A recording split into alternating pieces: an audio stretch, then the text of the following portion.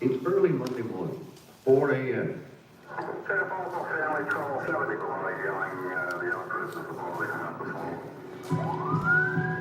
The police respond to a 911 call. Realize the search is a restraining order when he's climbing in the window. Family trouble. One of over 200 domestic disputes the cops in this precinct see each month. What are you doing, Don? Come over here. So what? We're supposed to stay away. These officers are going to arrest this man for violating his restraining order. He was trying to break into the home where his ex-girlfriend lived with their son. What are you doing? After a long night of arguing, she finally called the police. He'll spend the night in jail. She can fall asleep without fear, knowing he won't be coming back. But what about their 3-year-old son? What are his feelings? What is he feeling? Time and time again, he has watched his parents come to blows. His father spent 6 months in jail for assaulting his mother.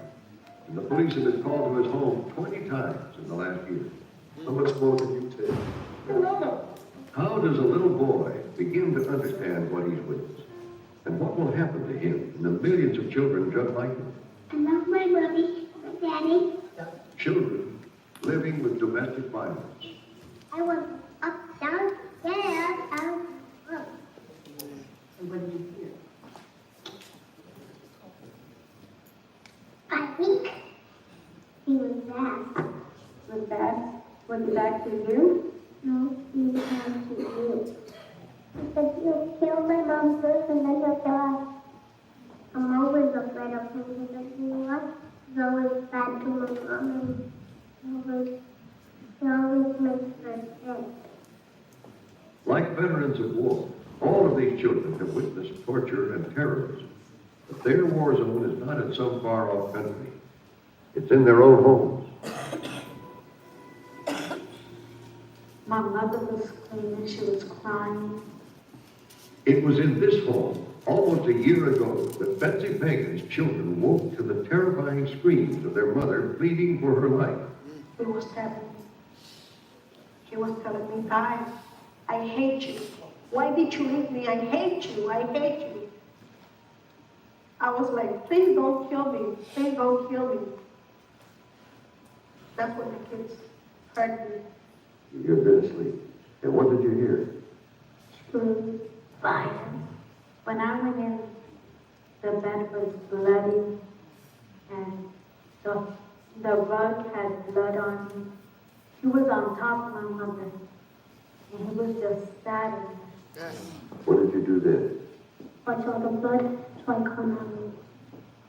Jean, Marino, and Betsy had seen their mother and their stepfather fight and argue for years. They were all relieved when their mother finally broke up with them.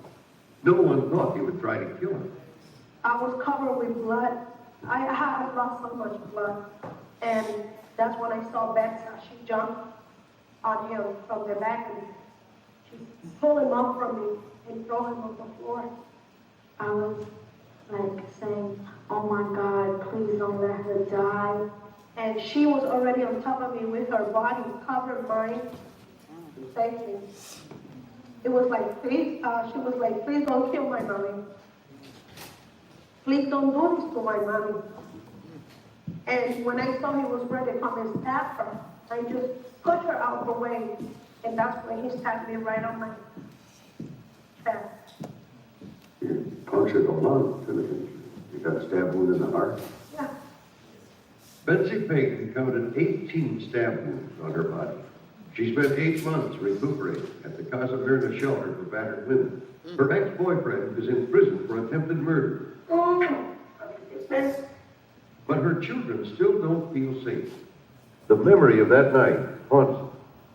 They must be deeply scarred by this and worried about you. Yes, they are. And what are some of the effects?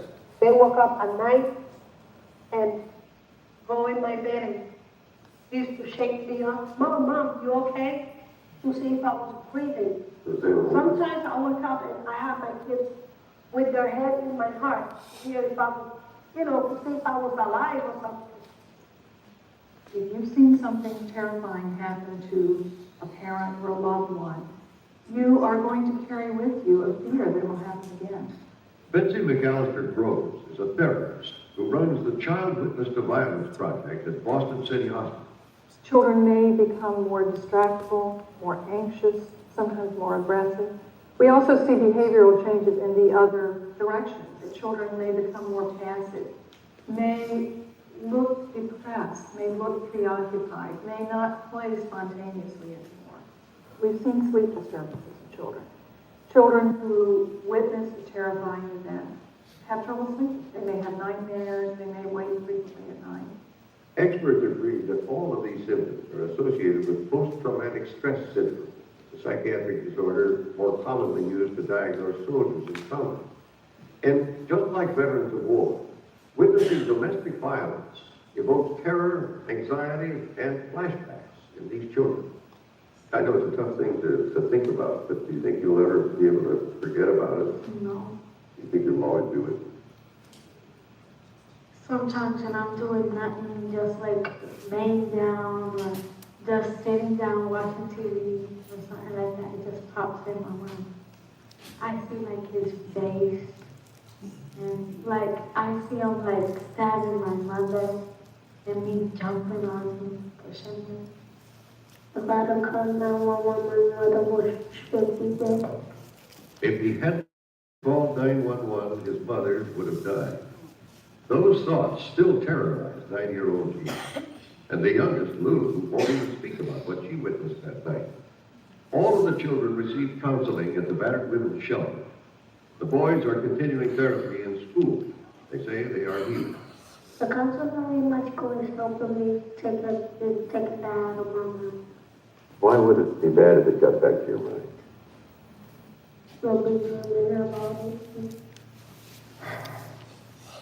The fear of dreams turning into nightmares makes bedtime really difficult for children who've been exposed to domestic violence. 2-year-old Genesis screams like this every night. She and her 4 siblings all witnessed their father's violent behavior for years. He's in jail now for going after their mother with a machete. But it is 5-year-old Pedro's aggressive behavior that worries his mother the most. He's been kicked out of one school, been involved in street fights, and seriously injured a child with a brick. He is currently being treated as a child witness to violent crime. Children who are too young or too afraid to talk about their fears are encouraged to use play and art therapy to express themselves in order to heal. I want to do a good job. 4-year-old Navneet drew this picture of a monster for his counselor. He says the monster is his father. Navneet is afraid he'll kill the family with the knife he's holding. He says it reminds him of the loud and bumpy sounds he heard when I thought that was a monster. That was a monster noise I thought.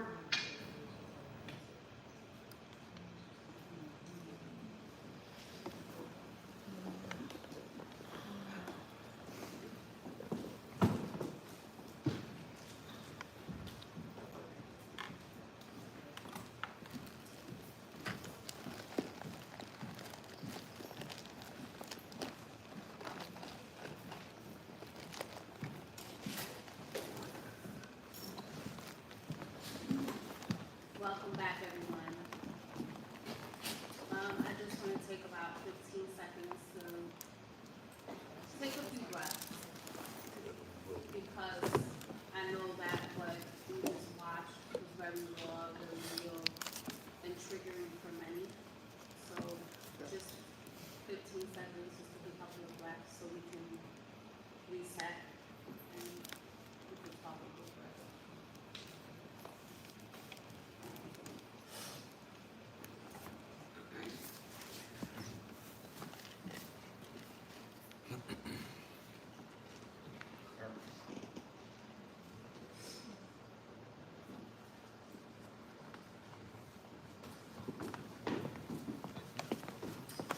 Thank you so much, everyone, for being courageous and again being an active participant in this event. I know that it's impactful because I'm feeling the shift of energy in the room, especially when we weren't only speaking about it, but the visuals tell a deeper story. So thank you for remaining here and remaining present in the moment. I'm gonna just bring Angie in because we're all survivors, overcomers of domestic violence, but I know Angie whispered to me a couple of times, she's like, I'm triggered, and she actually got up. So Angie, you wanna just talk a little bit about what triggered you, and when you're triggered, what are some of the things that you do to help auto-regulate and bring it back? That was traumatic. I don't know about anybody else, but that was a lot. And you don't really get to hear the kids talking about it, right? So often the kids are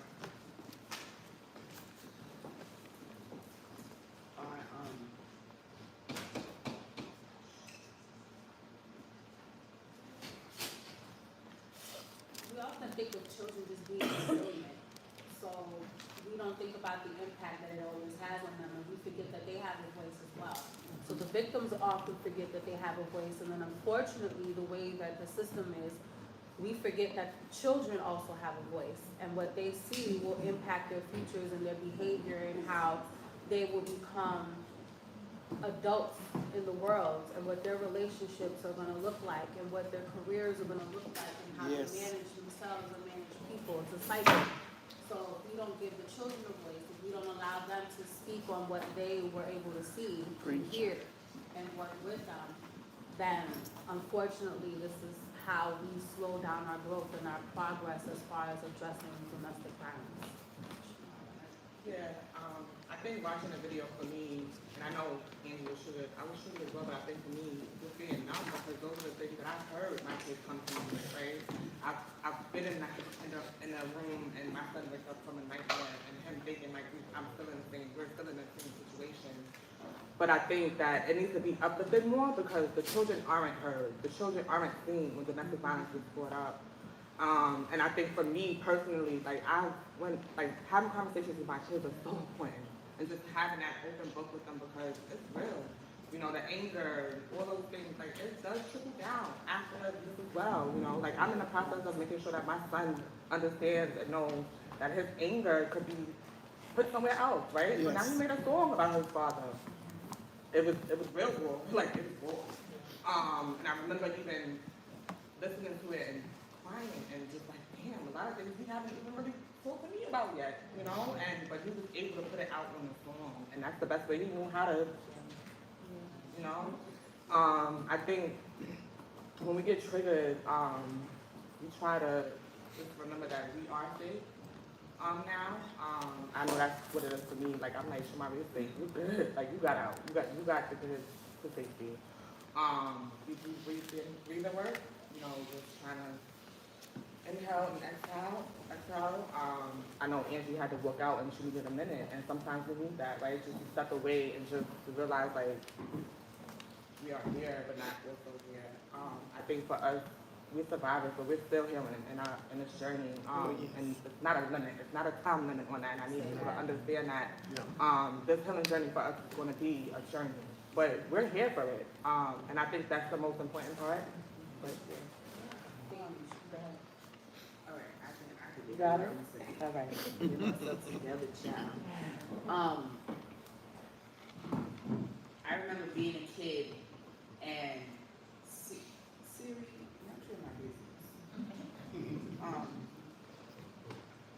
I remember being a kid, and when I said I was triggered and I walked out, it's because I needed to walk out, right?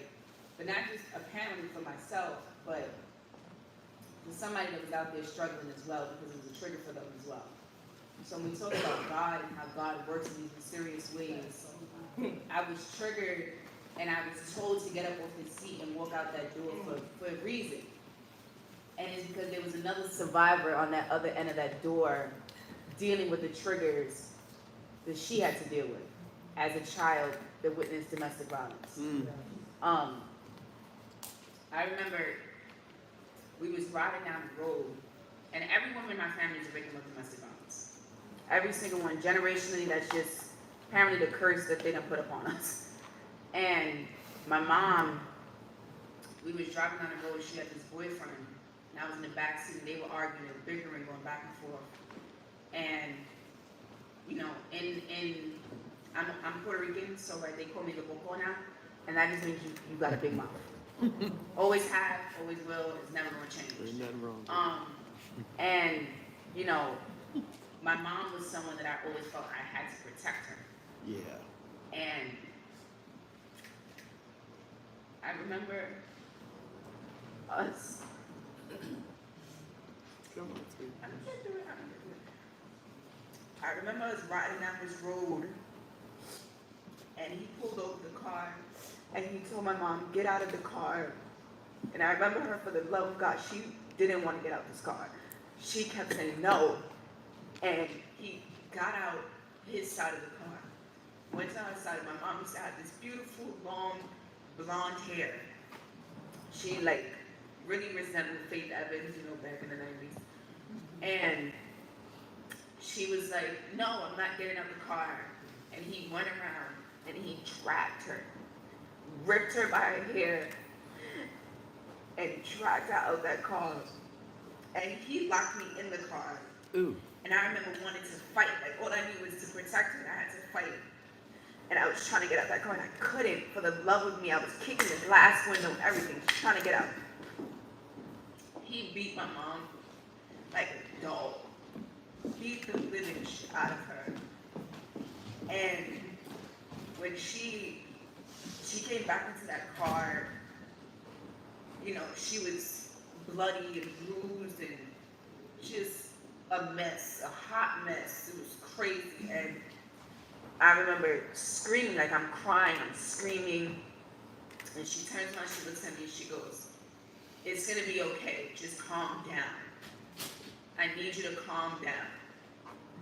And right then and there, I deemed my mom as the weakest person in the world.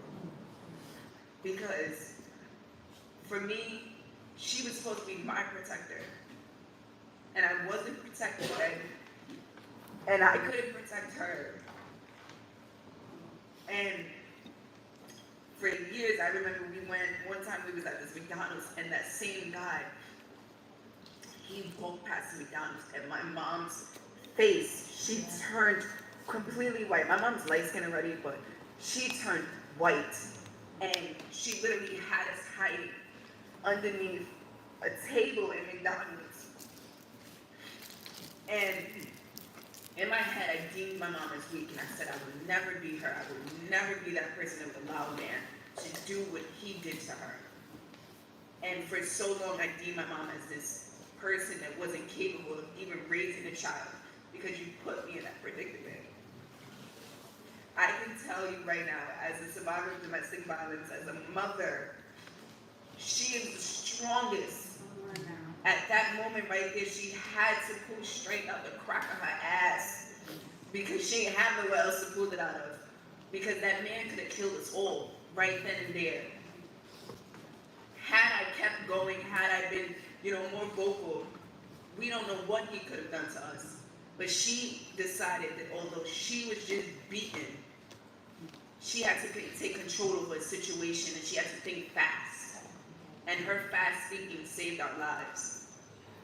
And when my mom went on to be more victims to multiple people, and I sit here and I do this work, I have these conversations in my family because, again, every woman in my family is a victim. And I reach back to the generation behind me because they didn't have an outlet. They weren't allowed to speak. They weren't told that it's okay to speak on these situations. They were told to shut up. What happens in this house stays in this house. You don't tell people your business, because if you do, you're deemed as weak. And I have aunts that I've had conversations with, and when I started having these conversations, before I touched the outside survivors, I worked with the survivors in my family, right? Kind of use them as my guinea pigs a little bit, but just to test a couple theories out. But in it, one of the theories was just having that conversation. Let's just have a conversation. Let's create a safe space in this house right now to talk about what happened. And when we did that, I watched the bricks come off of their backs. They stood up taller. And it was me watching them and them looking like, they looked at me like, she gets it. She gets it, she's not judging me about it. She's listening. And I sit here and things like this trigger me because it brings me back, right? Like, as a child and witness these things, you can visualize. You can visualize everything. I can tell you that I can close my eyes right now, and I can see the rocks that this man was beating my mom against. I can close my eyes and I see it, and when I talk to her, you know, she kind of brushes it off, but I know that's a defense mechanism, and she's trying to protect herself. But I always allow her to understand that it's okay, you're not in that situation no more. You're free, you survived it. You're still surviving. And survival, like Shamara said, is different for everybody. Everyone's journey is different. Surviving is not, I got out and that's it. It's not picture perfect rainbows. It's, you know, it's not peaches and cream. Mickey Mouse and Susie Lou are not at the end of the tunnel sometimes.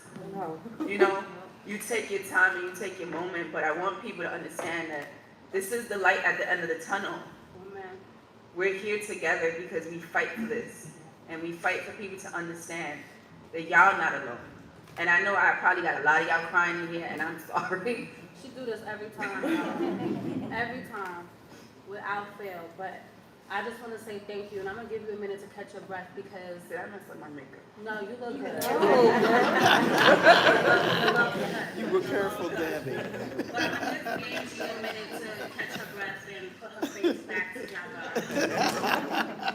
Because I want to talk about some of the work that she's done recently. As you can see,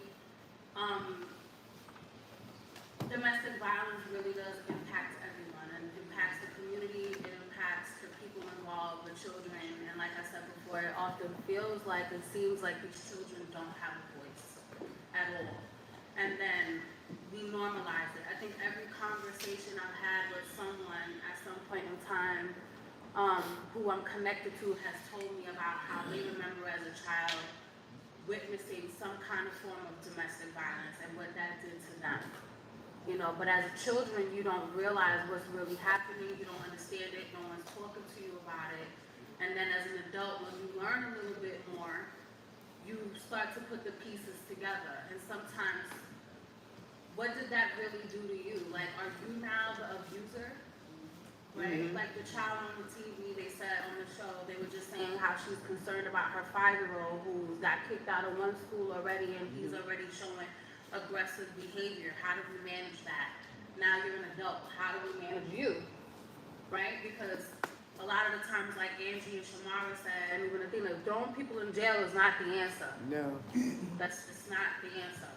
Somebody, they're hurting too. Who hurt you that now you're hurting someone else? Because you didn't learn how to talk about what you went through. You didn't learn how to vocalize and express your emotions and you know, what you felt in that moment or what it makes you feel like even now as an adult. Or even what Angie said, how she viewed her mother back then as a child. You put me in this situation. How could you put me in this situation? You can't protect me. You can't do anything for me. And then in her own experience, being able to retract that statement and say, my mother is the strongest person I know, because had it went another way, it could have been me too, right? So I really commend you, Angie, for doing the work that you do and the level of bravery that you had in speaking your truth. And you look good, so I'm gonna go back now. Angie just recently put together an event called Storm the Steps. It sounds real angry, but it really wasn't angry. It was advocacy, right, where Angie and a number of domestic violence organizations went down to City Hall and they brought strollers with garbage bags attached to the strollers as a demonstration. So I'm gonna let Angie talk about that event and what those strollers and the garbage bags actually meant, especially to DV victims, survivors, and the children that are impacted by domestic violence. Okay, yeah, I'm back. So Storm the Steps was I founded a coalition called Sisters in Purple, and it's made up of several different domestic violence organizations, not just in New York City, but throughout different states. Sisters in Purple, we come together once a month and we talk laws and legislations and all that fun politics stuff that nobody really want to talk about. And one of the things that we had to do was go to City Hall, right? We got to take it to their steps because our biggest push is holding these systems accountable, right? And I want to make sure that while we hold police accountable, right, as Black and brown people, we make sure that our voices are heard, they're not getting away with what they're trying to get away with. But there's so many other people that need to be held accountable, right? All of these systems, the police are at the bottom of the borough. That is the bottom of the borough, right? We have to go to these government officials that we all select in office, and you know, they come around in our neighborhoods when it's election time, they paint these beautiful pictures. Yeah. I'm gonna do this and I'm gonna do that. And you know, they get elected. Eventually you stop seeing them, right? You don't see them anymore. That's You don't true. hear from them. They're not at these public hearings, they're not at these different events in your community. And then you start catching wind that, well, they said they was gonna do this, but I didn't see that happen. Then we have 4 years down the road, next thing you know, another election comes down the road, and here they are again in your community saying, hey, select me again. And because you just think like, oh, okay, well, they're saying this, they're not actually doing the work. So Storm the Steps is the way that we held our systems accountable. And I hold all politicians accountable just because people are dying. People are dying. And, you know, we live in a state right now that they're pushing gun violence at the forefront, right? Gun violence, you can't escape from it right now. Yeah, no. Everybody, that's the topic of their conversation. However, what they fail to realize is that domestic violence and gun violence go hand in hand. They're That's right. Siamese twins. That's right. Okay, half the gun shootings in our city is a domestic violence related incident. And that's something they don't want to talk about, right? We talk about Harlem's very own Shanice Young was gunned down coming from her baby shower. Yeah. Except they held a rally and just talked about gun violence. How is that even possible when this woman has dealt with domestic violence for years? She's had 3 orders of protection and there was no form of protection for her. So when I say we're holding these systems accountable, it's because these systems have yet to be held accountable. Yeah. So we came together and we stormed the steps literally with other different amazing domestic violence organizations. And we brought strollers because the strollers represent the children that are left behind when one of their parents are taken from domestic violence, right? We have Tony Lopez, whose child, Charlie, witnessed her mom being strangled to death. At 1 year old, the only reason why they even knew about, why anybody knew she was strangled, was because she was inside the hallway crying, right? Who was held accountable for that? Nobody. Nobody was held accountable. Not even NYPD that failed to do a wellness check was held accountable. But the reason why they can't be held accountable is because we have no law that says they have to be held accountable. So because we have no law, now we got to go to the people that make those laws and let them know we're tired. Enough is enough. And where the garbage bags came from was because our children are impacted by these systematic systems like ACS. Yeah.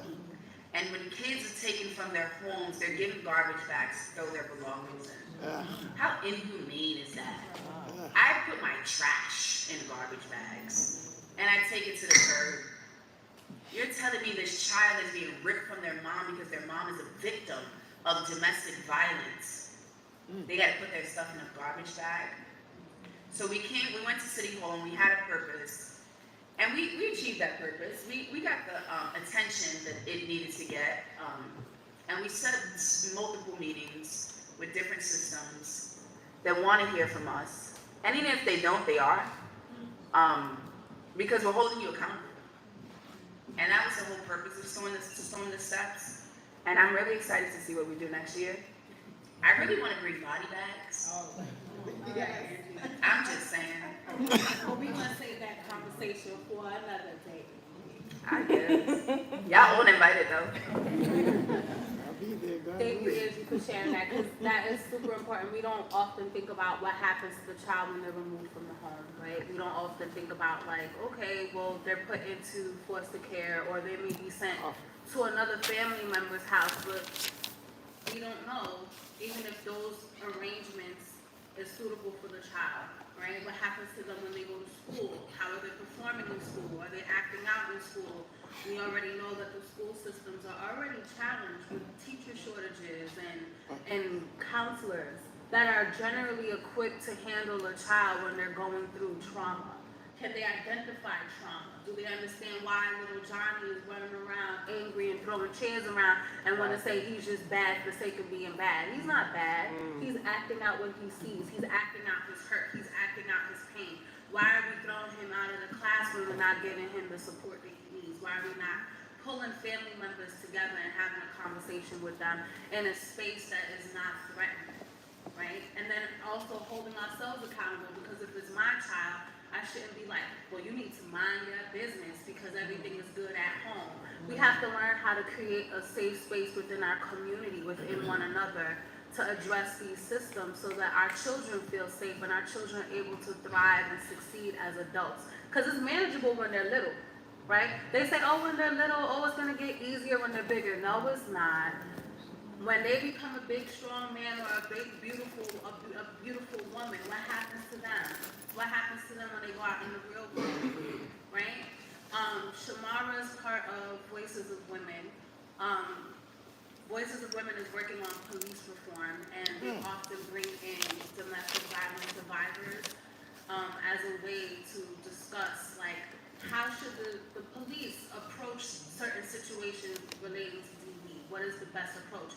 What can we do to make it a safer environment and a better connection between local authorities and victims of domestic violence? So Shamara, can you just expound upon that?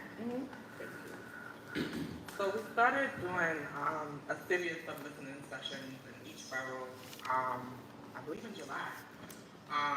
As I speak now, we're on Staten Island, which is Gotham to Staten Island, which is amazing because I know for us, we were worried about survivors in Staten Island. We feel like we don't really know too much about Staten Island, but Staten Island definitely came through. And I think for Voices of Women, we wanted to uplift that not all survivors, when they go to NYPD, get the help that they need, or even want to go to NYPD.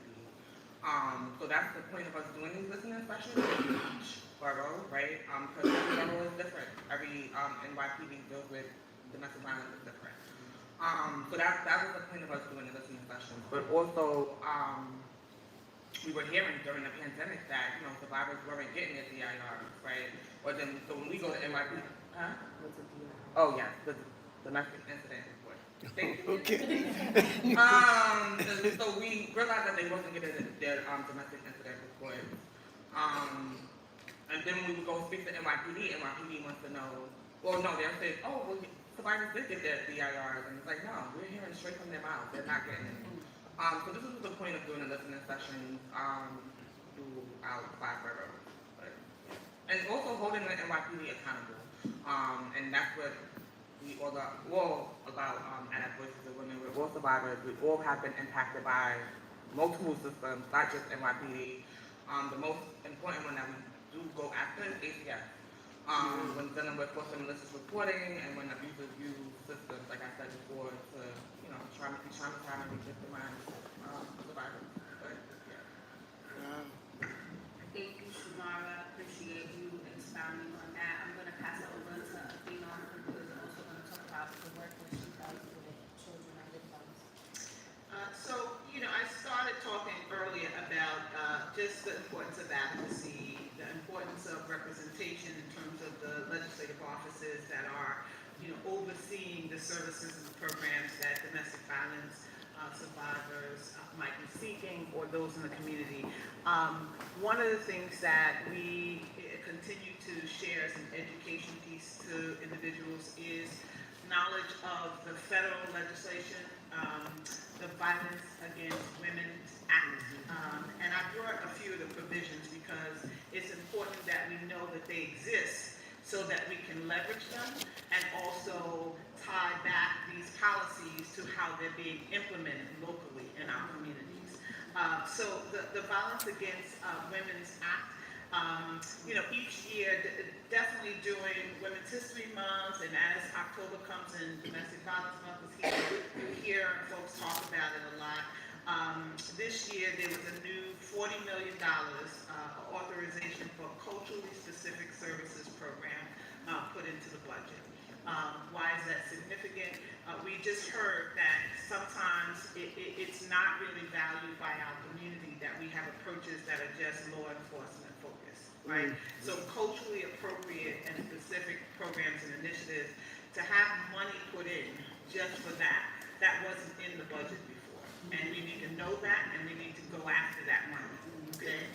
Avenues to justice that focus on victim autonomy against agency and safety, including restorative justice practices, right? You hear that language, restorative justice practices, thrown around lately. There's been more investments in that as a response so that it can counter the response that's the criminal justice focus, right?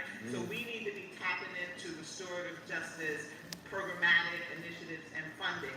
And I would take that one step further, that part of what I like to bring in the room is when we talk about culture and restorative justice, we cannot lose sight of the fact that African descendant people are the vehicles for healing and agency and understanding of the collective and what it means to really take a village, to restore ourselves, because we've been doing that since before we got here, since we were on the continent.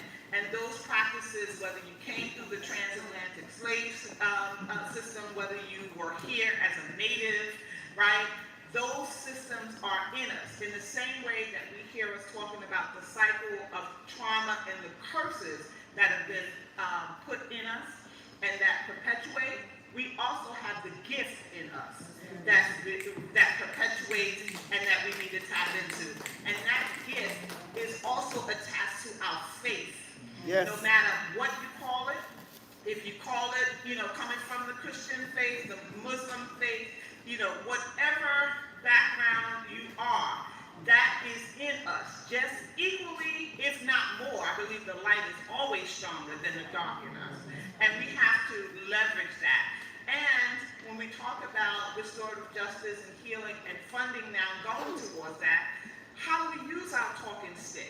If you understand anything about the connection of ancient African and native roots to our current day, we need to be walking with our talking stick. We need to be in circles. The restorative justice model puts us in circles to talk about it. Like you said, talking about it in truth. But the stick itself is something that is a ritual that's been passed on through the generations that you don't even realize the power of just taking it and passing it to your sister next to you and saying, what do you think? Right? It gives us voice and agency. We use oils for healing. If you're not up on it, I know my grandmother would say things that I didn't even know what she was talking about back when I was young. And now as an adult, I'm like, wait a minute, I need to find, did she say something about lavender oil clears the space, calms the mind? Wasn't there some sage? I smelled something burning, I didn't know what that was. It wasn't just incense, right? No. You need to know this as adults who are, providing the care for our communities, the vanguards of our communities, of our children. You need to have sage in your home. You need to have sage on you when you're walking these streets. You need to be covering yourself. When we see our Muslim and Islamic sisters covering themselves, it wasn't just for fashion. It was something that we had as a part of our culture that recognized the covering of our heads. And if you know anything about yourself as a Black Latinx woman or man on this planet, you know that your head is the root, it is the stem Yes. for you and your connection with Source. And it is also the thing that plants you and grounds you and keeps you on this earth, right? And so we have to know that when we cover, when we use sage, when we can't physically cover, we can spiritually cover, right? So restorative justice is that, right? It's also, how are we using the drum? We listen to our music. I love me some hip hop. I love me some R&B.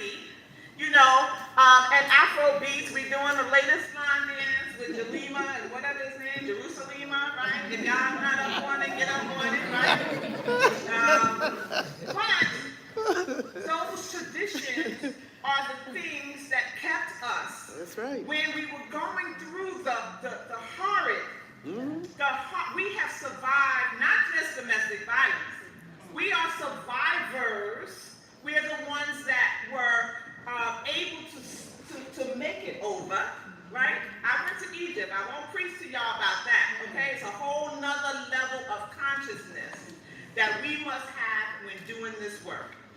And being able to know that it is the call of the drum, the beat of the drum, hearing that in your ear, what that does for your mind, your psyche, your connection to ancestors who were survivors, who endured, got overcame everything that happened to us on the side of the planet and then some.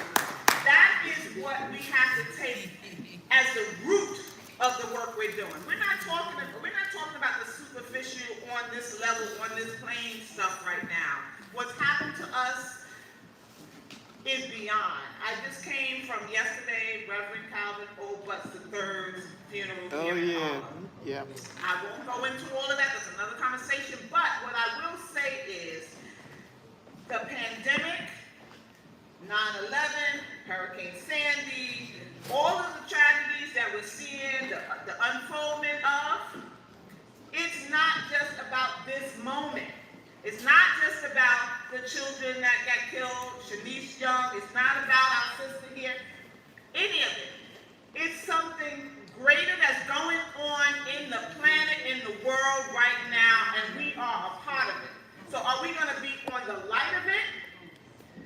Supporting, giving resources, bridge building, pulling someone else with us, speaking truth. That's what Reverend Butts' funeral taught me, and one of the things that they talked at length about was being a truth teller even when it is not, supported. That's right. Or something that you think. So when we talk about accountability to these systems, it's not just holding that officer, that legislator, accountable.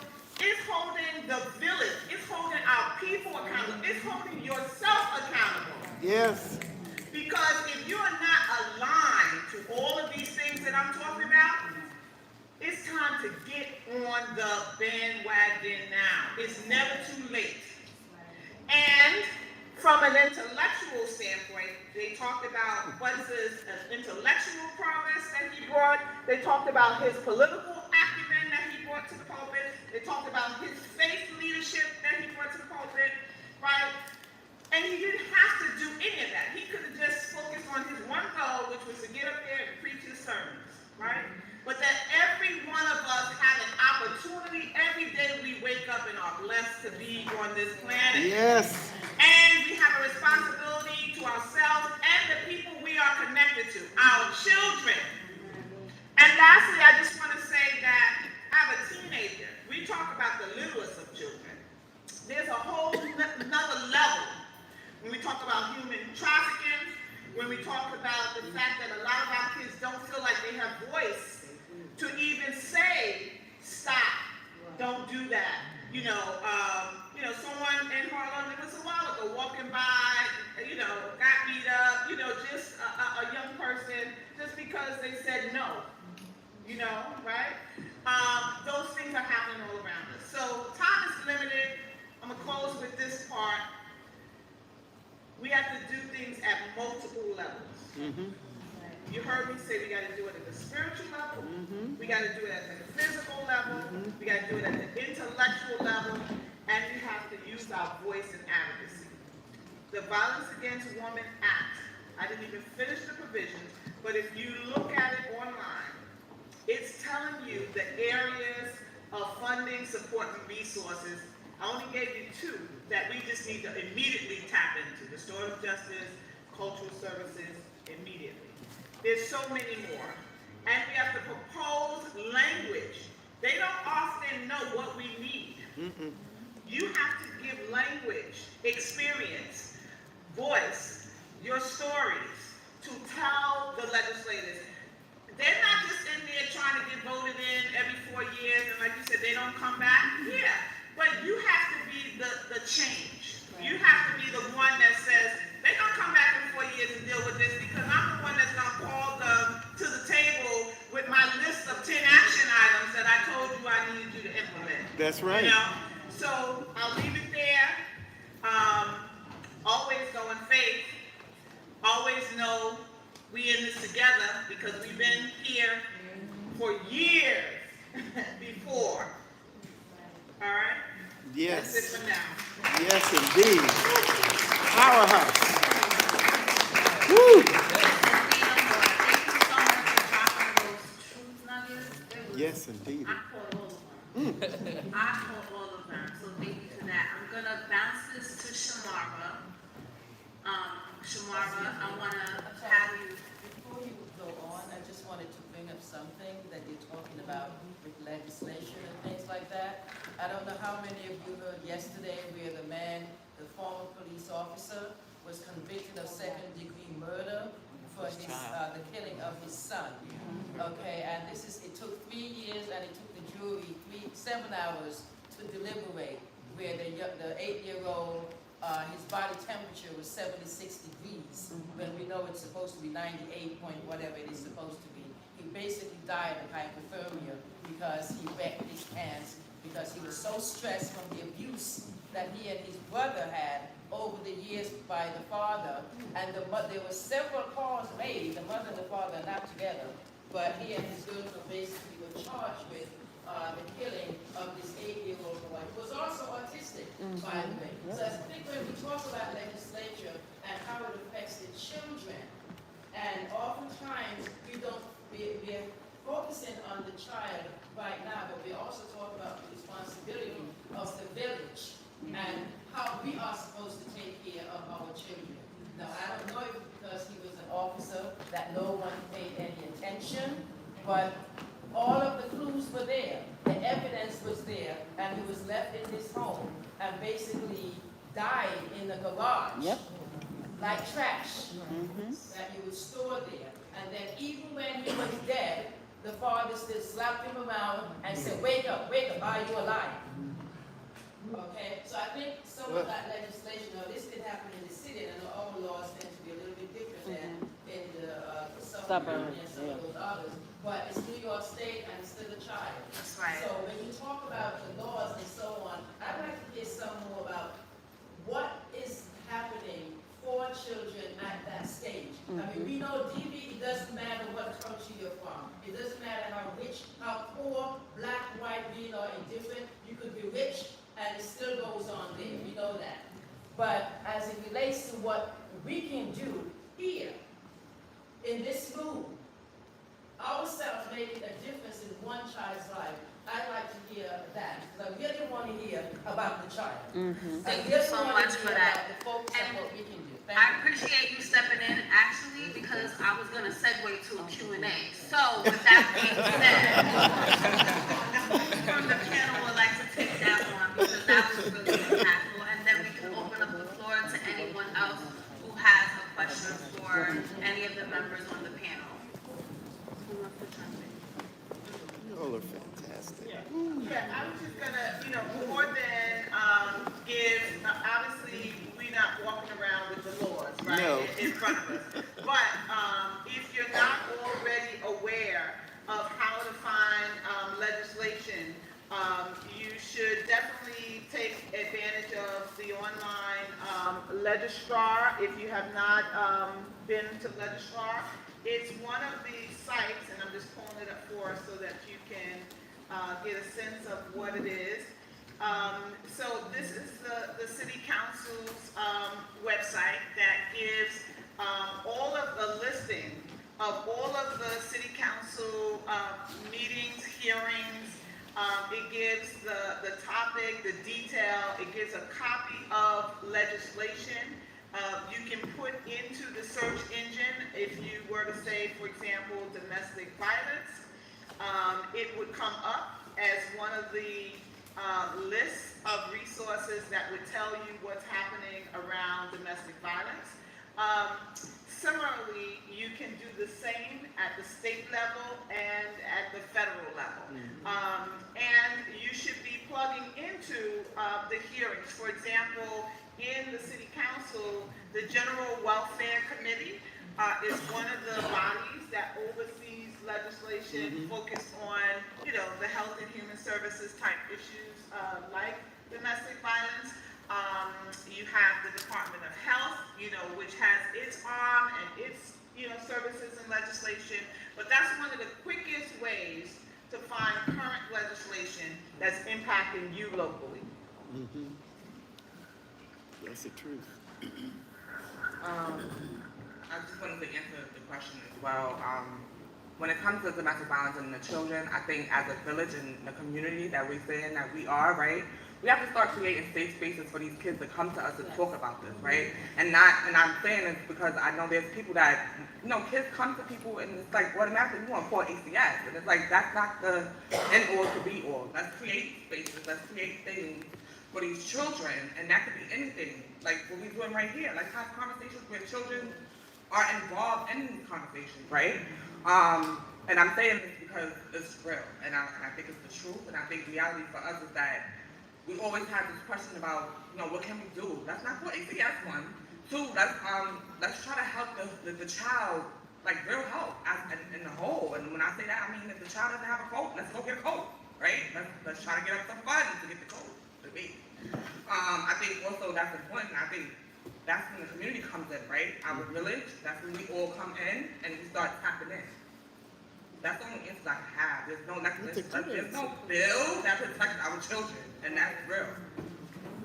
So I think I'm a second hand what Shamara just said, because the reality is, she wrote up the fact that there was an NYPD officer that murdered their child.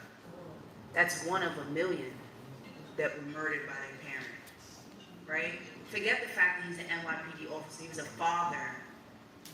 NYPD was just his job title.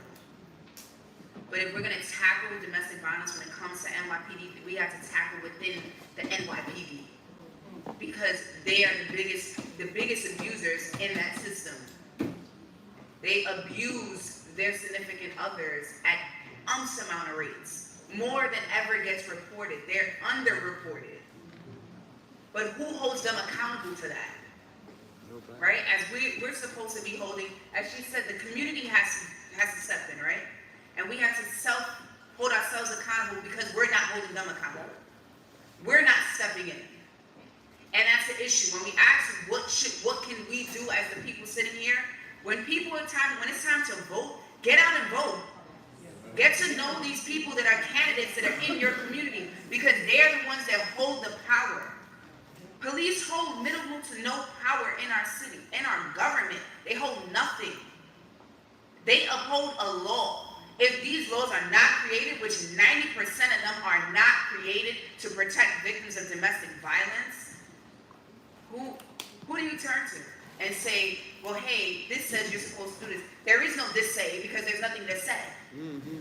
So when nothing is said, how are we going to get stuff done?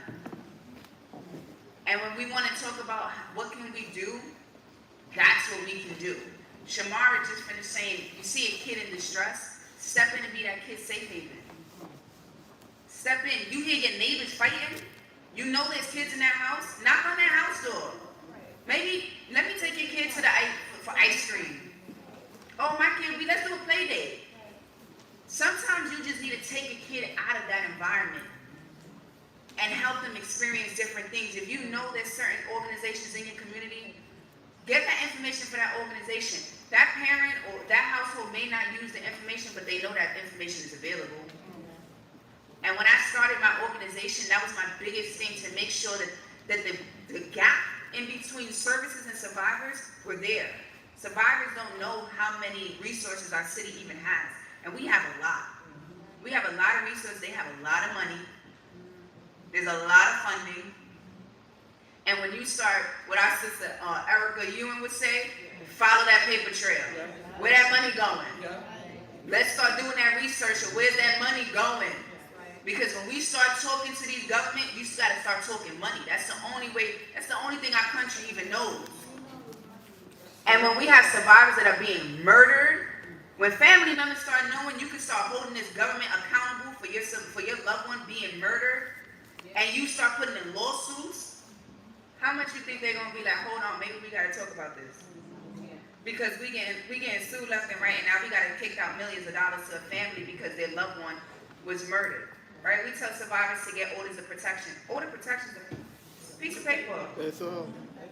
This ain't bulletproof. It ain't gonna help me, right? What is an order of protection?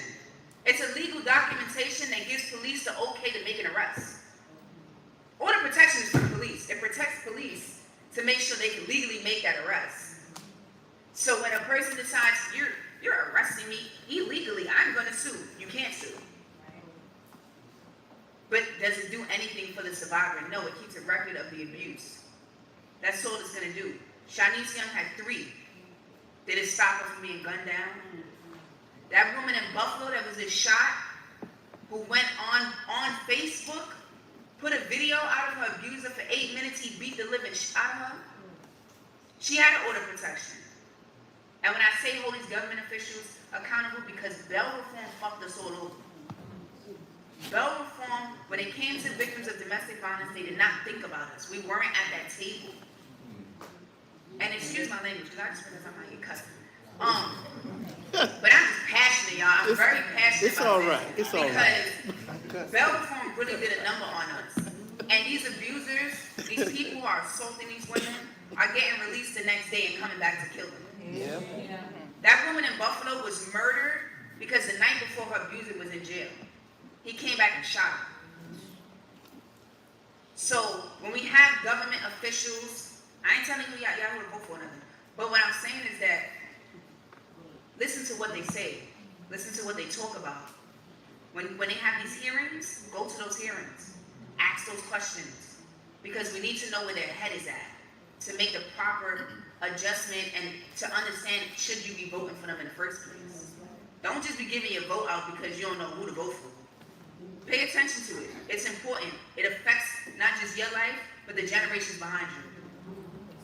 So that's just what I want to say about what we can do as the people sitting in this room. Yeah. Thank you, Angie. Absolutely. I see that we had a hand raised in the back. If you want to ask a question or make a comment. I just want to comment.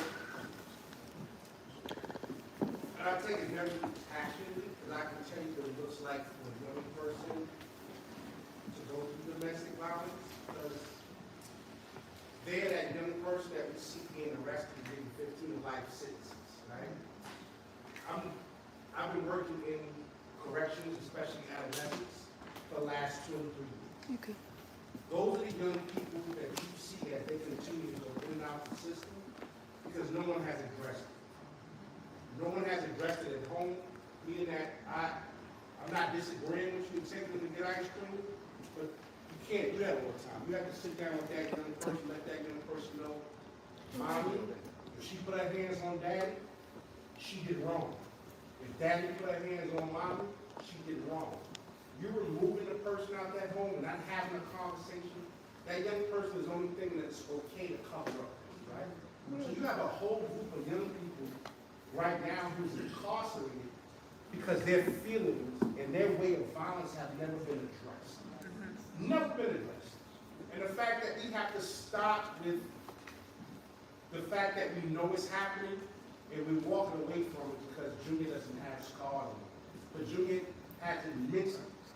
You know, for young people to be incarcerated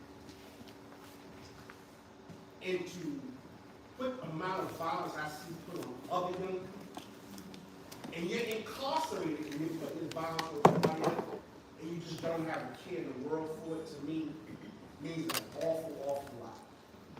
And the fact that your mother can come up there, or your guardian come up there and accept the fact that your child will be spending 15 of life behind bars, and it hasn't hit them yet. I haven't seen a mother break down and cry from a child getting a 15 of life sentence in years.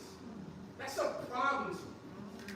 Nobody, and this is just my professional opinion, I want to hear why I knew it when it was coming up. If you knew it when it was coming up, you should have dealt with it prior to him, right? But each and every one of us, and parents don't like to understand when they go wrong there, right? Because sometimes you inflame that, right?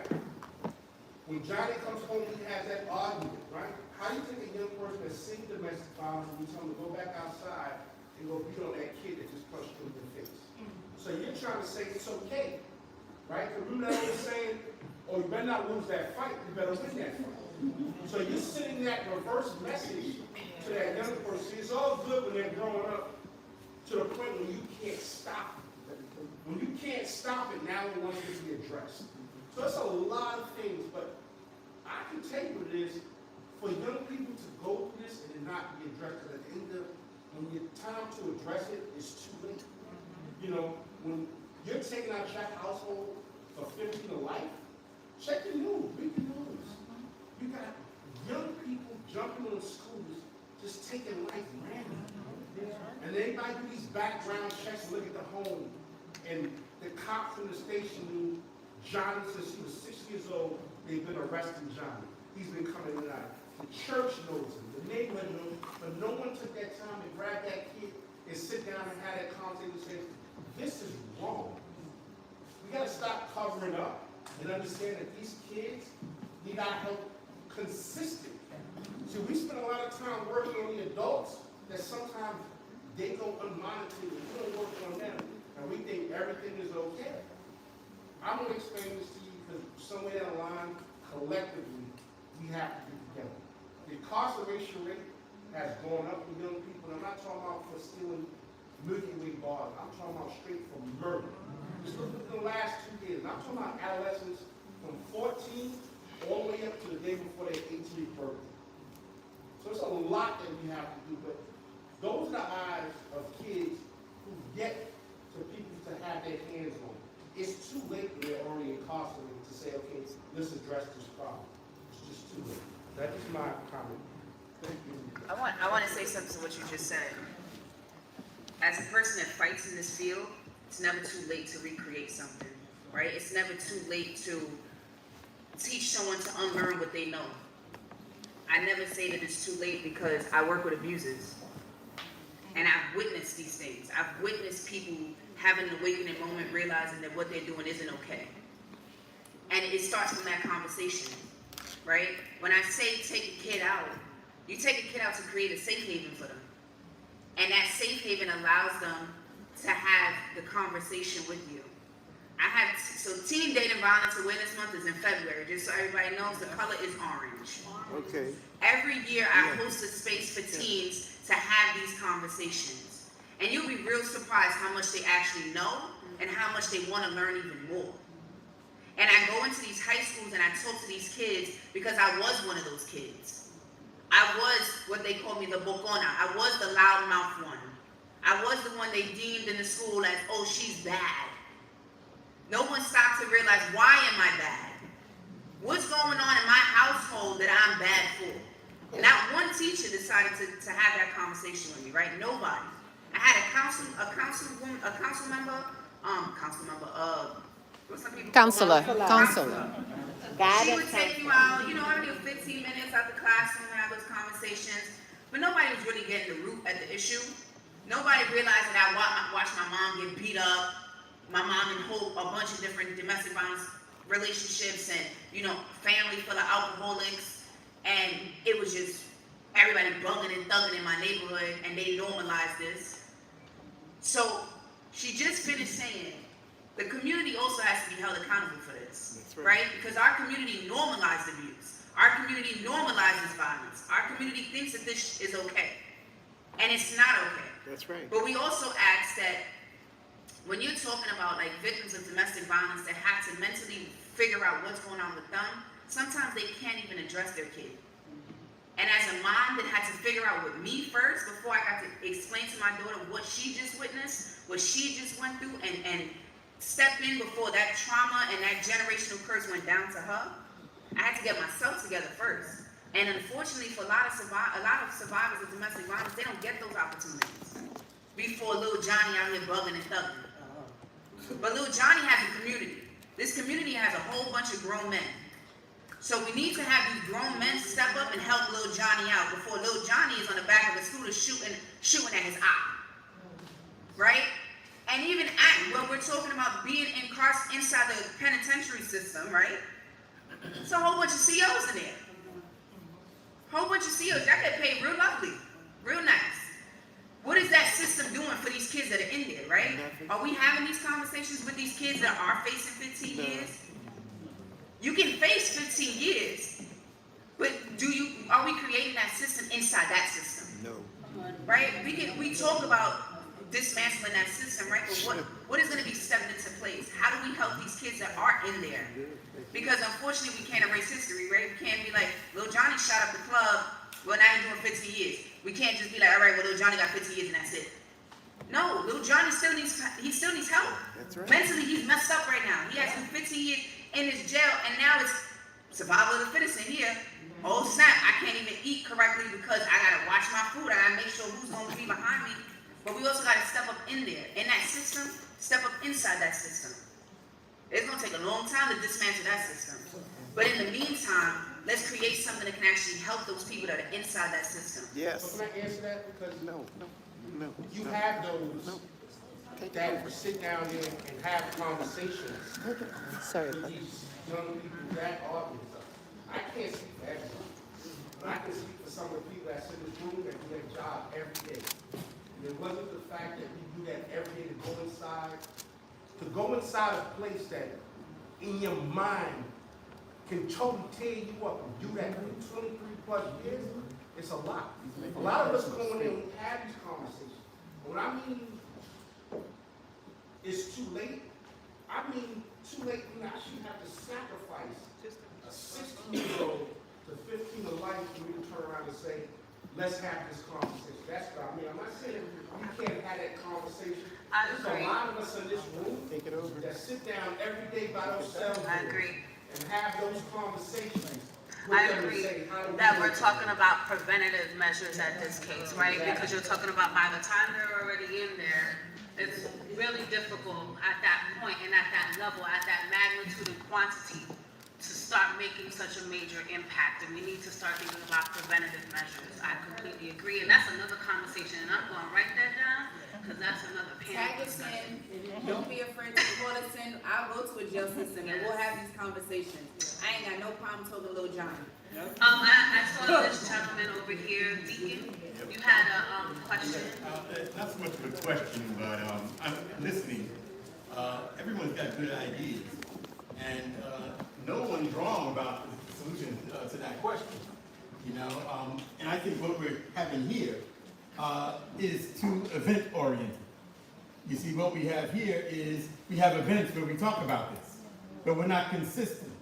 Okay, we're not multiplying this out. We're not getting the information out to the masses. We get it out to the group that we publicize for, but it needs to be something almost every week or something more that you can connect to get informed. You see, people don't even know that Catholic Guardians got 34 caseworkers and what they're working in this building, and they're working at what? They're working at those who got their children taken away. You see. Because the children, as my brother said, the children are suffering in between. We watch them come in the door every day. We watch and we know why. We know why that child has been taken away from those parents, coming for supervised visitations. But how many people across the street know that that's happening here at Kennedy Central? They don't know because we're not putting enough into consistency and getting the information out and bringing those in to inform them. There needs to be more done in that area about what you do.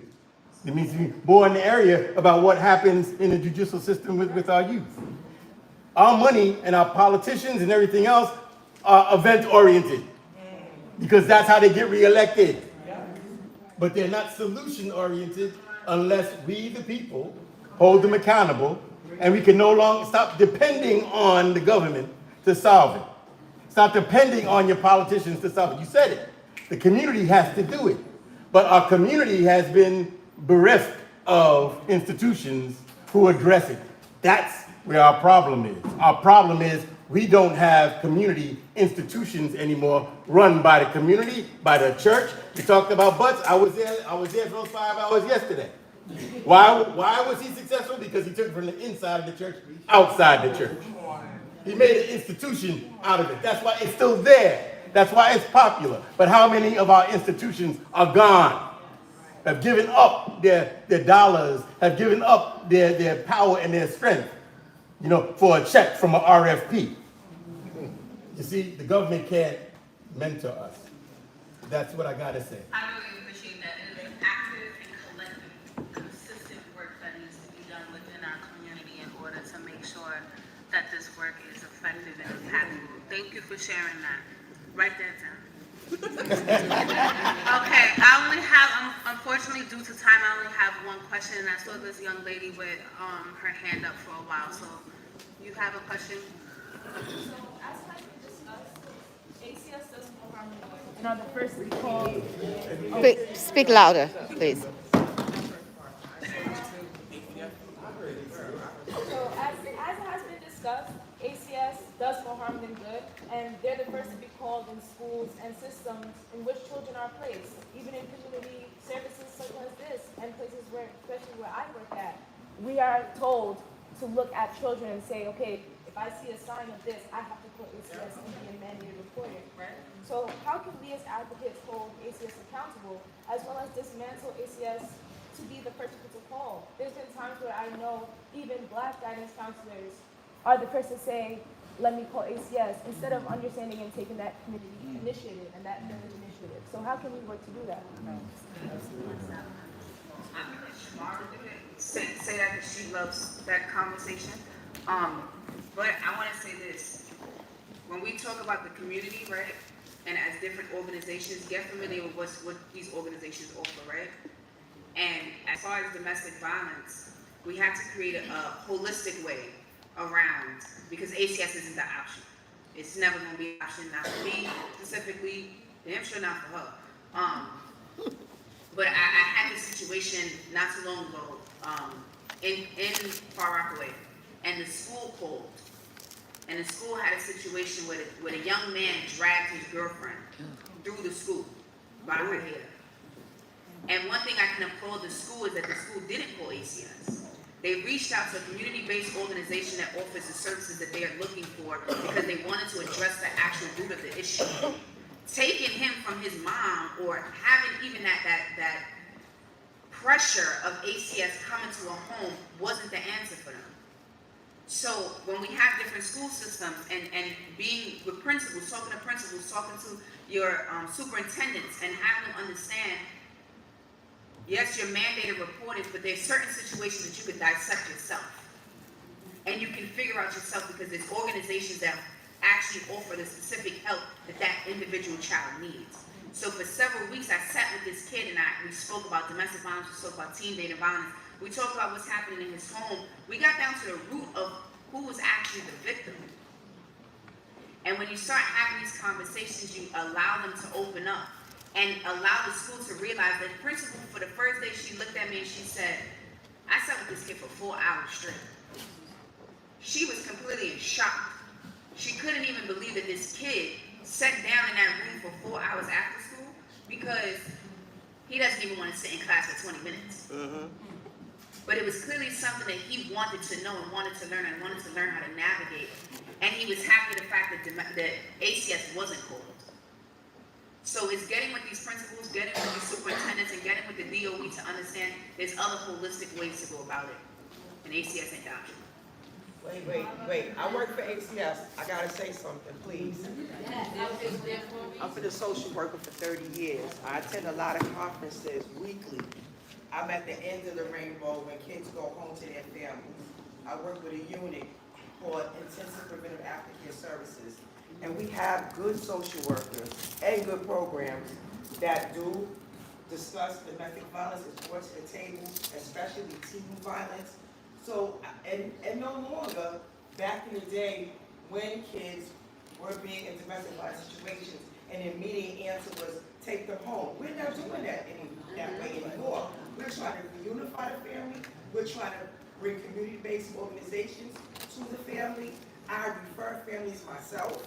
So I'm just going to speak on some of us are doing what we need to do. And I know we get a lot of bad press. The ACS has a lot of new initiatives, and we do bring domestic violence to the table, and especially teen violence relationships, because we hear about that all the time. And I attend conferences weekly, and we address these things. I'm not saying what you're saying is not true, but I do want to point there is a brighter side to ACS, and I've been in this work for 30 years. I've seen the bad, and now I am seeing the good. And I want to say thank you to you for sharing your stories. It's very, very powerful. But I do want you to know we can do social work.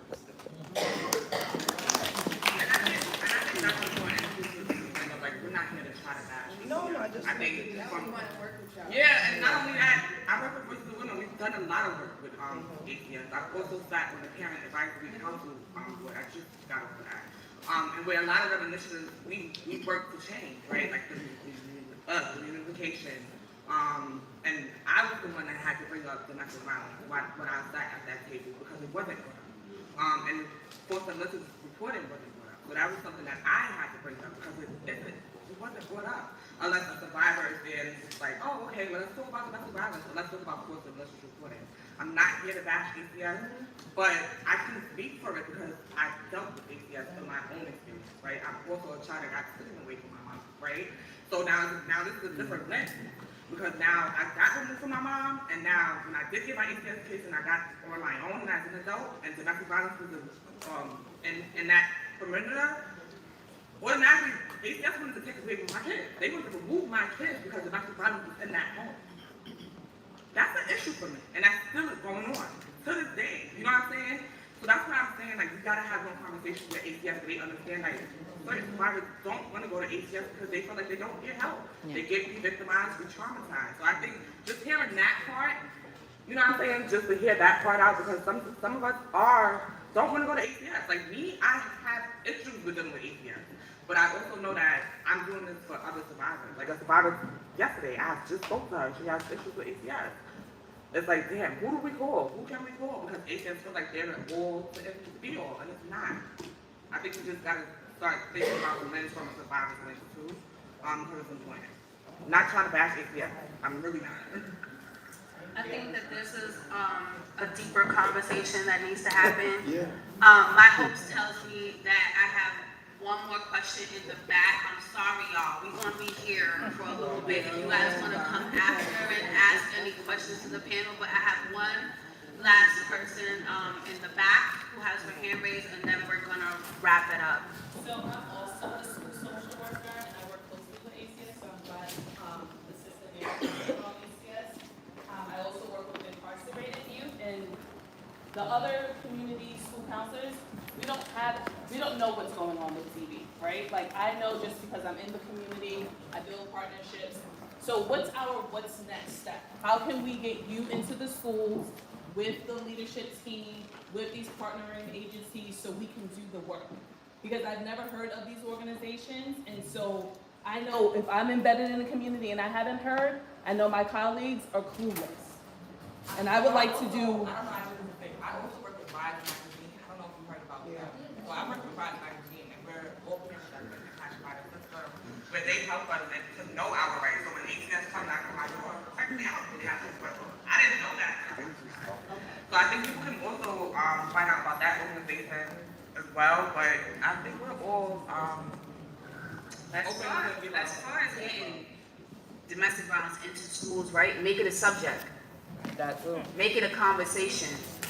You know, the reality is, understand that domestic violence is real, right? Every single person inside this room knows somebody that was affected by domestic violence. Every single one of you. Whether you know it or whether you don't know it, someone in your family or maybe you have been affected by domestic violence. So you take that number, the people in here, imagine the number that triples inside that school system, right? And if we can talk about sexual education in these schools, we can definitely talk about healthy relationships in these schools.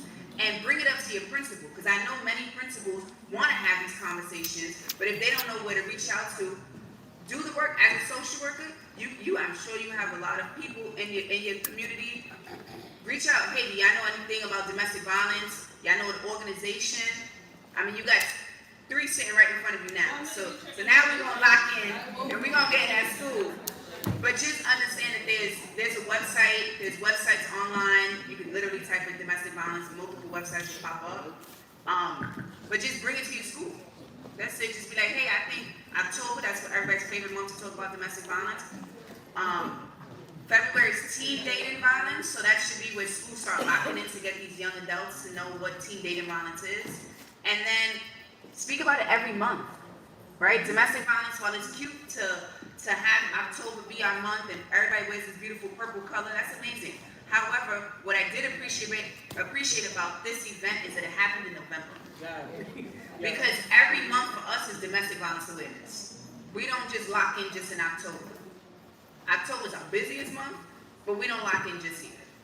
So every single month, make it a conversation. Thank you, Angie.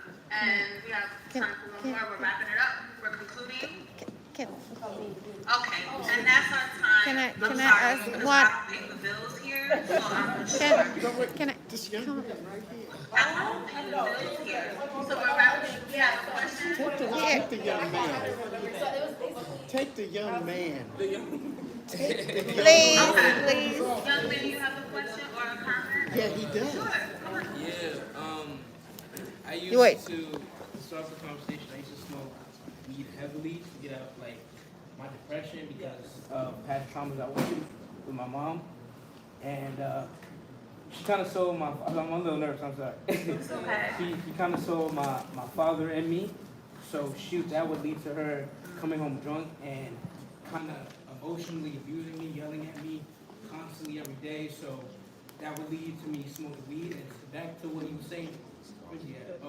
About seeing being little teenagers being killed.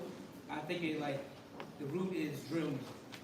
Like a lot of drill music, it kind of leads to what's going on. It's just a lot that's going on right now. It's very emotional to go through, especially with COVID happening. It led to a lot of trauma.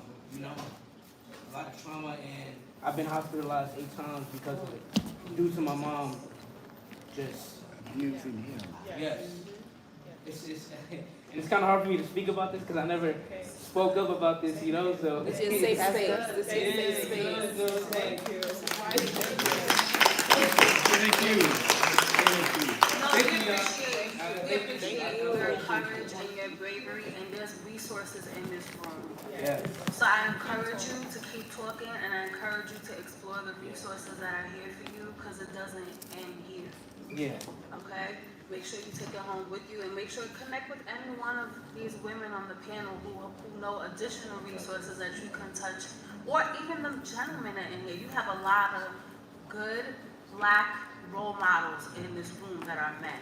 Yeah. Tap into all of your resources in this room. Yeah. Thank you for sharing. So just two more questions, Alexis and this young lady here in the front, and then we're gonna wrap it up. Absolutely. It was kind of a piggyback off of the song we spoke a long time ago, so I'll try to really from my point. So basically, the young gentleman over there said, in terms of accountability, and also just, it kind of ties into what he said also, where it's just providing a safe space in our community for us to discuss what we can do to help these children, to help these adolescents, because in a situation where a child sees both parents as their abusers, really return, they return to their community. So it's just it's also up to us in terms of accountability to have discussions like this, to reach out to organizations as people who are part of these schools also, because representation matters. So, we fail to kind of get ourselves involved in politics because a lot of people don't understand. But like you said, actually going to some of these meetings where they're actually discussing lawmaking, or even just having a a voice in your community and how you want to go about it. There's people who don't even know what the census is. This helps us build schools in our communities. There's people who, we say that we have violence in our communities. However, they don't have anywhere else to turn. So it's like we don't have that many after schools where it's just like people can resort to something aside from the streets, you know? So just basically, yeah, like I'm just piggybacking off of just accountability in terms of just like if we want change, we have to be that change also. So it's just like even as a young person myself too, it's just like there's always more that I can do, like host these events where we're actually bringing light to what is going on in our communities, how domestic violence affects children also. So Thank you, Alexa. And we have one more question. Was it you? Yes. Hi, I am African, immigrant, and Muslim. And I was a victim of domestic violence. And it seems like when you have children, it never ends, right? And as you're talking, and the lady mentioned it, I think we have to have a database of cultural competent organizations dealing with domestic violence.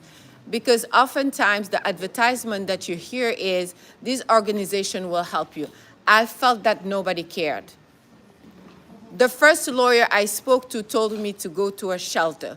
What does it mean to an African immigrant Muslim to go to a shelter?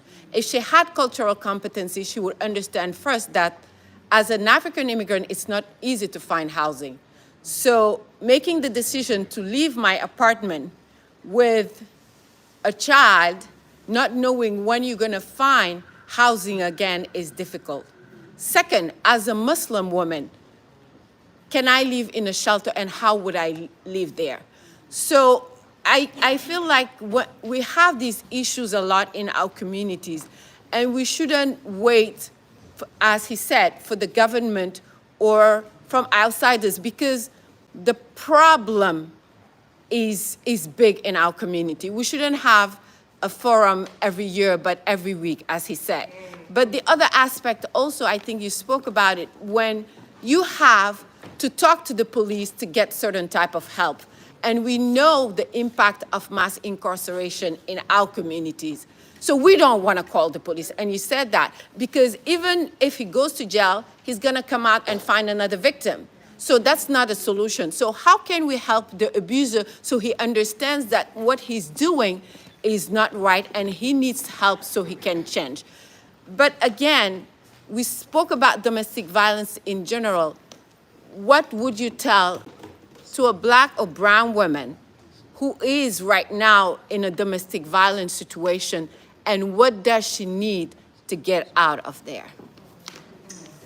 Wow. There was 3 questions that I heard there. Wow. One was about cultural appropriate assistance or support, right? There is none. As a person of color, a woman, an African woman, an immigrant, right, and a Muslim. So that's the first one. The second one was, how do we support or find services for the abuser so that they're not incarcerated, right? And the cycle doesn't continue. And then the last one was, what do you say to a victim that's going through it? So that was good. I like that. We're going to address it one by one. I'm going to give one question to each member for divvying up the work. And thank you. I appreciate that. So you can take that. I'm laughing because, of course, I know our dear sister a long time and has been in the nexus of each of these things in different ways.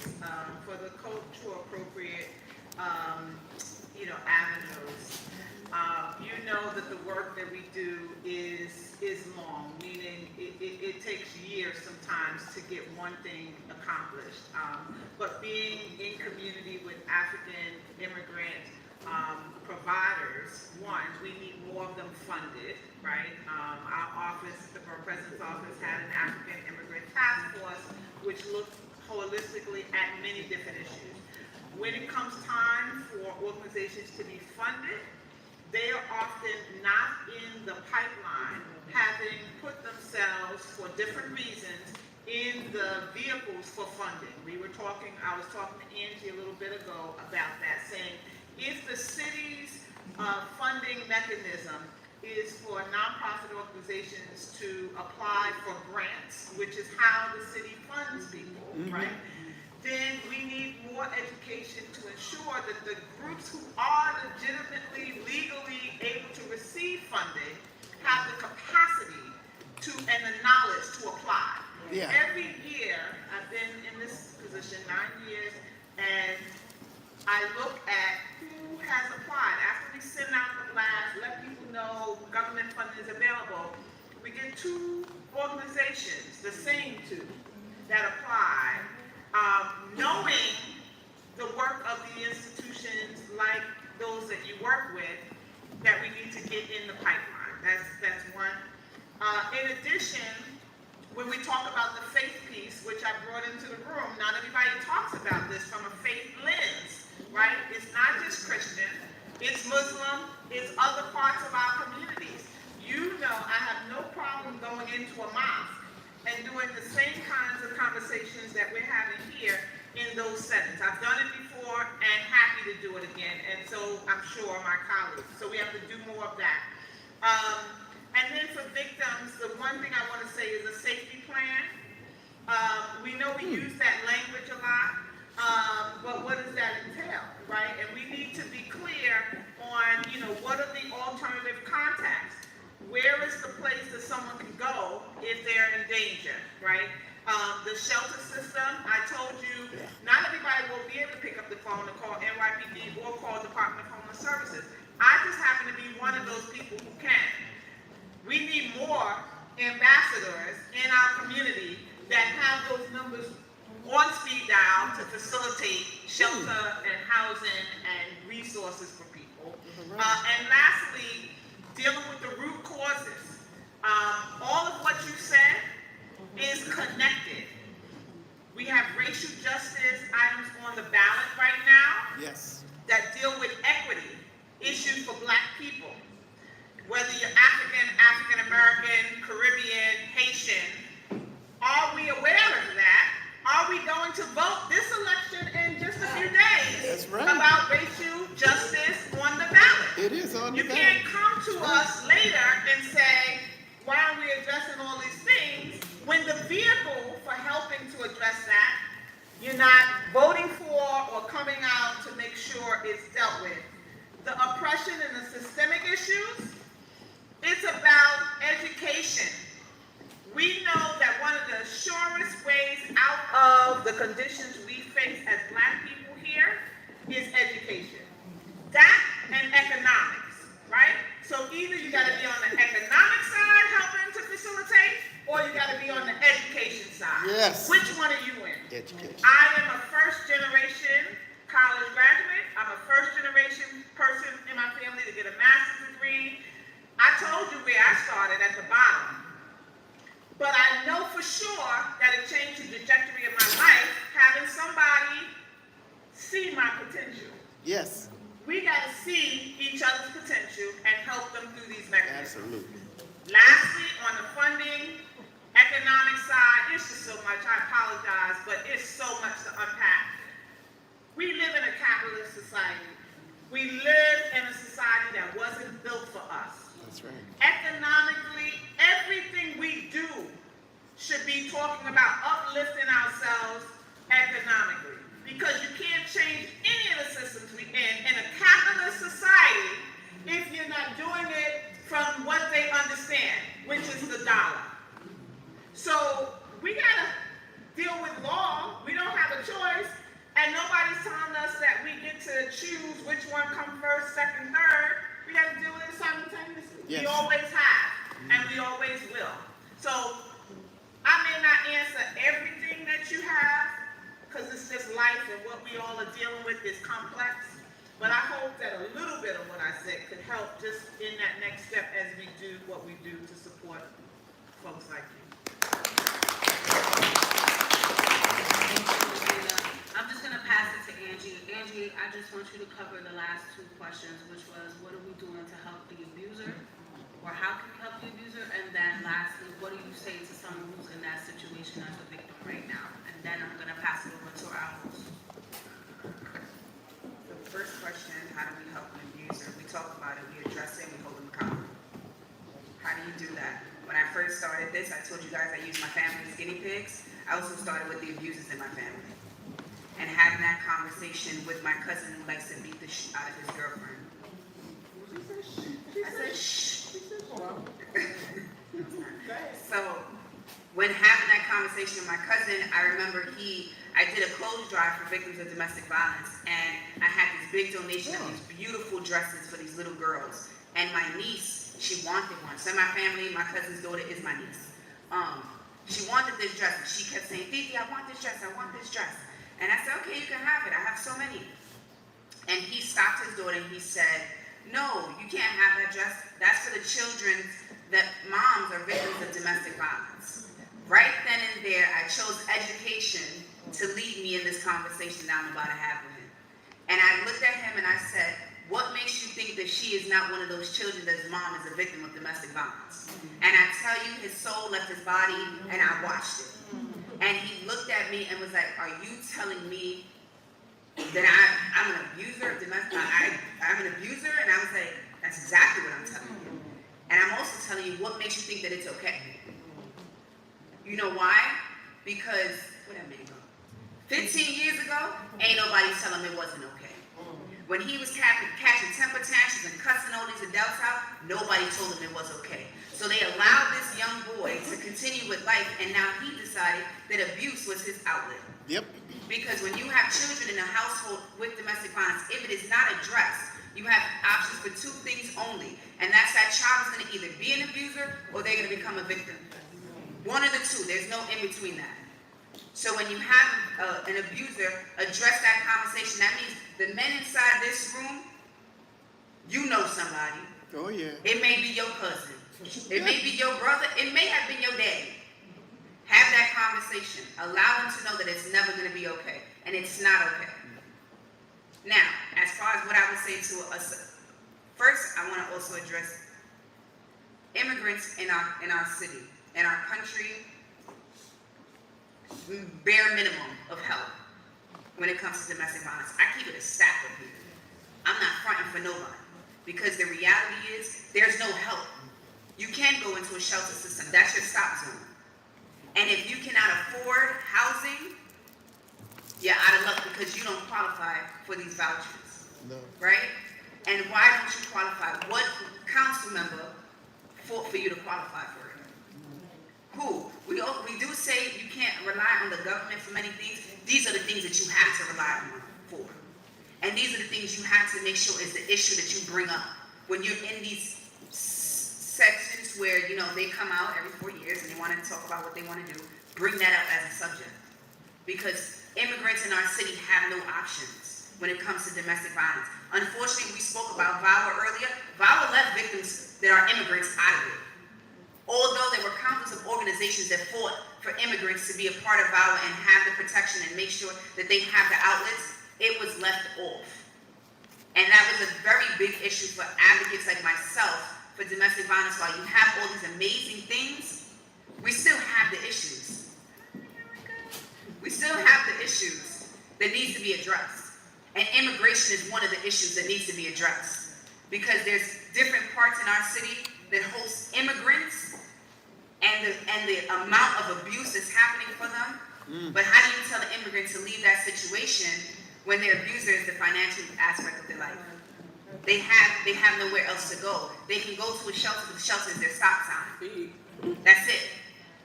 What I would tell a victim of domestic violence, a victim, or you wanted me to say something about a survivor? Because victims and survivors are two different people. Victims. A victim, I'm currently in this situation. Yeah, a victim. Survivor, I got out that situation. You can do both. So what I would say to a victim is, I see you, I hear you, and I'm here for you. And when you are ready, I have the resources for you. That's what I would say to a victim, because everybody's in different stages of their relationship. Not every victim is at the stage where they want to leave. That's right. And when we talk about safety planning and what does that look like, sometimes that just means let's sit down and let's just write down what, in the case of you leaving, where you're going to go, who we're going to call. And when I do safety plans, it's a copy that I have. Because when my victim now calls me and tells me, I got out. I had a victim over the summer. She was so excited. She called me. I was on my way to Far Rockaway. She's like, Angie, I got out. I'm headed to the precinct. I bust a Yui and that Uber so I can get to that precinct. And I called CVAP. So for people who don't know, Safe Horizon is in every precinct in our city. Each precinct also has a domestic violence unit that is specifically for victims of domestic violence. I do not suggest you go in there telling the first officer you see about your situation. Specifically ask for a domestic violence officer. They have CVAP. CVAP is child, I can't remember the words, the acronym for all that. Crime Victim Assistance, thank God. But however, CVAP also has resources. I work very closely with CVAP. And I called my CVAP girl and I'm like, hey, she doesn't want to talk to cops, I just need you to hold her there. That's it, just give her a chair. And that's exactly what she did. And what she did, she got a bunch of pamphlets ready, and she was like, when you are ready, I can help get you into a shelter. And she was ready. But if that survivor, because at that point now she's a survivor, if she's not ready to go there, I'm not the person who's gonna tell her she has to. I'm gonna let her know she has these options. And when you're ready to go, I got you. That's what I would say to a victim and a survivor. Yes. Can we just get a round of applause for all of the Give yourself a round of applause because for active participants who asked really good questions and you opened up your hearts to really share what was on your mind. So thank you so much. I'm gonna also just share, if you are a person that's going through domestic violence or you know someone who's going through domestic violence, you can always call the domestic violence hotline, 1-800-799-SAFE, 1-800-799, that's 7233, okay? And with that being said, I'm gonna turn it over to our wonderful hosts. I'm gonna ask for Brother Harry and Sister Janine to come up. Thank you so much for allowing us to participate on this Thank you. We've had some of these panelists with us since the start, and each year it just keeps getting better.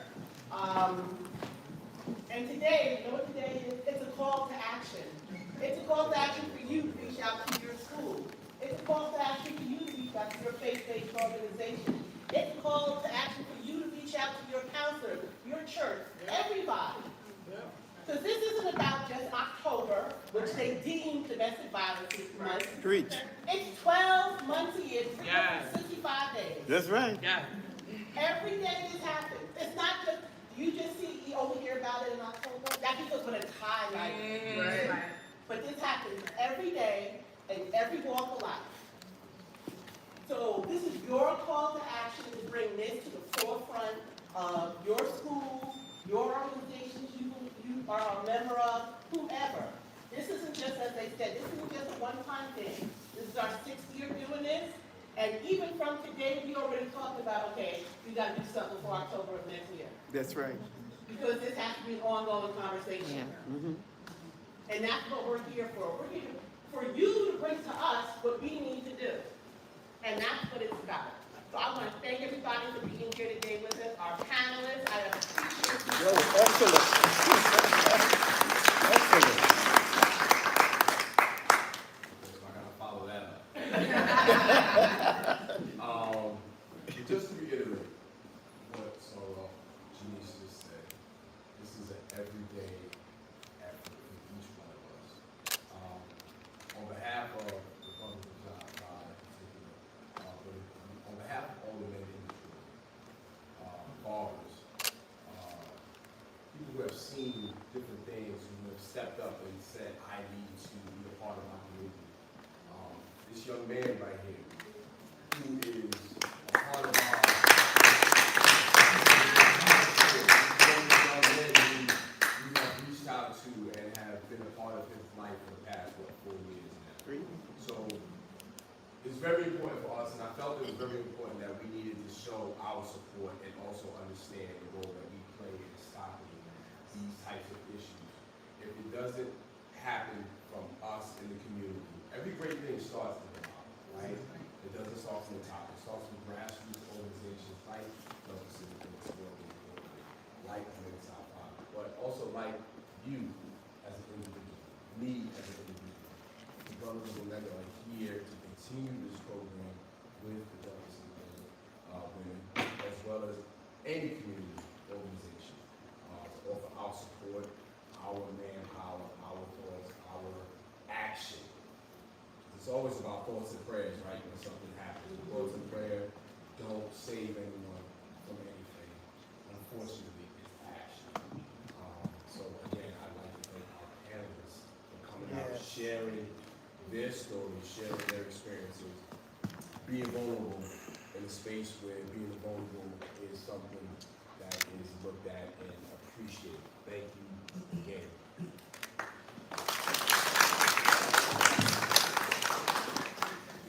Okay, so I'll definitely close this out for us. I want to thank you all for coming, we truly appreciate it. Anyone here, you're taking that step to be a pillar in the community, even, like, just make sure you internalize what was said today. Like the panelist said, someone in this room knows someone who was a victim, who may be a victim of domestic violence right now, so this may have done something for someone we don't even know that's in this room at this moment. So just keep in mind that that domestic violence isn't just subject to just 1 month, it's an ongoing thing, like was previously stated. So when we think about change, think about your younger self, think about if you were ever a child who experienced domestic violence. How can you help a child right now in this generation where they don't feel the way you may have felt? Or you're a victim now, how are you going to help get that word out so this isn't an ongoing issue, because the cycle just continue and continue. He mentioned the fact that, his mother was being abused, mother comes back home to abuse the child becomes an abuser, the cycle continues. It's just like, I do feel like there are not two options though, I feel like you can become an abuser, you can become abused, or you can become an activist in terms of actually advocating on behalf of domestic violence also based on your experience. So, so just, the choice is ours. We're all a community. Our voices matter. So that also means your vote matters. So I'm just going to end this program with saying definitely vote. It's very important. We have people trying to defund our school systems. So this is very important when it comes to our children and just making sure that our communities stay safe. Our communities, the needs of our children are being heard as well. Thank you all for coming. Can we take a group photo before you guys